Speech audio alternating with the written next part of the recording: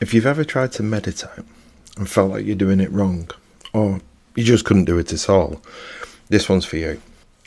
I'm going to try and cut through some of the nonsense about the subject and get into some practical stuff about what actually works, including some of the things that people teach in this stuff we're not going to tell you.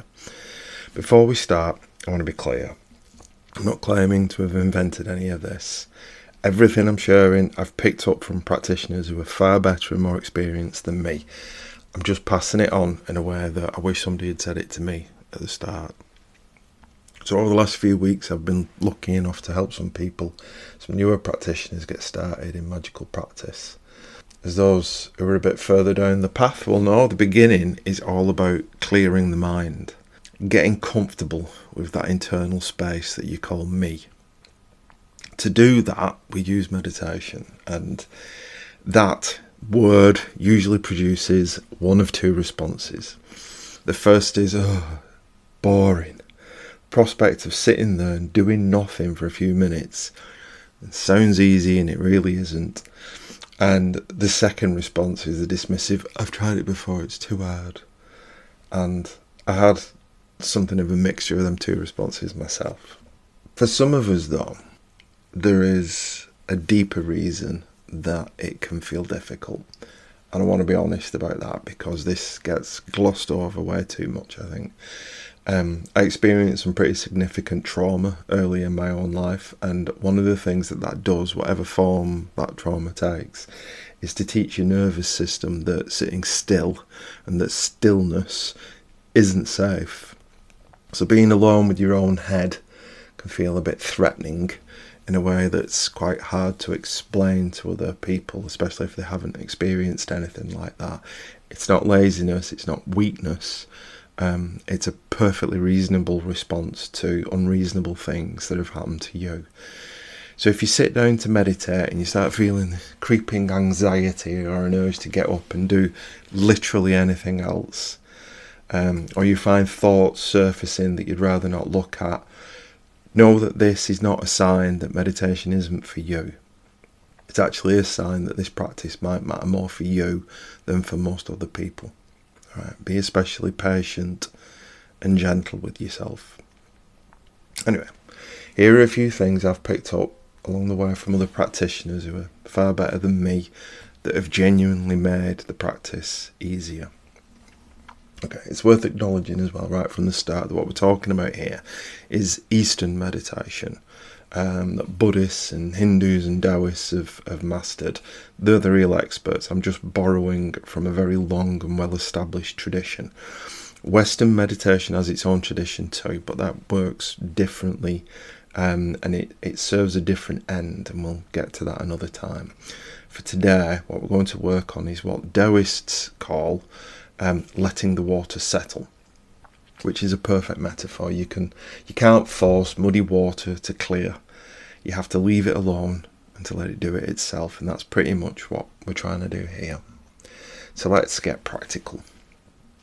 Before we even get to the breathing, let's sort out your body, because physical discomfort is one of the most common early distractions, and dealing with it up front saves a lot of frustration. Try to sit so your back is straight. Imagine a thread attached to the top of your head, pulling gently upwards so that your neck and spine are aligned. If you're unsure what to do with your tongue, just let the tip of it lightly rest against the back of your front teeth. If your thighs become uncomfortable, prop some cushions underneath your knees. If your back is the problem, use a chair and rest your hands flat on your knees. And if sitting isn't working at all to begin with, you can lie down with perhaps a book under your head. The standard warning here being that some people fall asleep that way. I've never had that problem personally, but try different things until you find what works for you. Now the fourfold breath, and again, this isn't something I've come up with, it's about as ancient and field tested as any technique gets. A steady count of 4 as you breathe in. 1, 2, 3, 4, okay, and then you hold it for 4, and then you count to 4 in your head as you breathe out, so like 1, 2, 3, 4, and then again you hold it for 4, and then rinse and repeat. That's all you're doing. You're just keeping that steady count of 4 in your head. As you breathe in, you hold it, you breathe out, and you hold it. If you're anything like me, you won't start to relax straight away. In fact, possibly the opposite. But the key is to just keep bringing your mind back to that 4-count rhythm. Because here's the thing that most people at the start of the journey don't realise, and it took someone pointing this out to me before it clicked. It's the bringing the mind back that is the meditation. Not the counting, not achieving some kind of mind-blowing nirvana experience, right? Just the simple act of noticing that your mind has wandered, smiling to yourself and coaxing it gently back, like a toddler who's strayed from the path. Be gentle with yourself. Stress, frustration, despair are not going to help here. Every single time you catch your mind wandering, that's a success. That's meditation. Okay. As someone who gets anxious at the idea of doing nothing for even a few seconds, I always set a timer. It gives me permission to relax. So I start with a minute, then 2, and then 5. And your aim is eventually to reach about 45 minutes. And that's a reasonable milestone that suggests that you're perhaps ready to add a new practice. It could take weeks or months, and however long it takes is the right amount for you. Like any training, you have to build stamina. Now, the distractions, because they will come, and it helps to know what to expect. The most likely at the start is physical sensations, so an itch on your nose or some discomfort in your back or something similar. The truth is that these sensations are always there in your body, but you're usually too distracted by the noise of everyday life to notice them. Try being aware of the sensation without reacting to it. If that becomes impossible, deal with it mindfully and with a deliberate attention, and then return to the counting. The aim is always the return, to notice the drift without being derailed by it. William Burroughs wrote something really useful on this kind of discipline, so look up the discipline of DE. I'll try and link to something to it below. Next up, random memories, and these can be surprisingly unrelated to anything, and that's fine, but it's not what we're here for.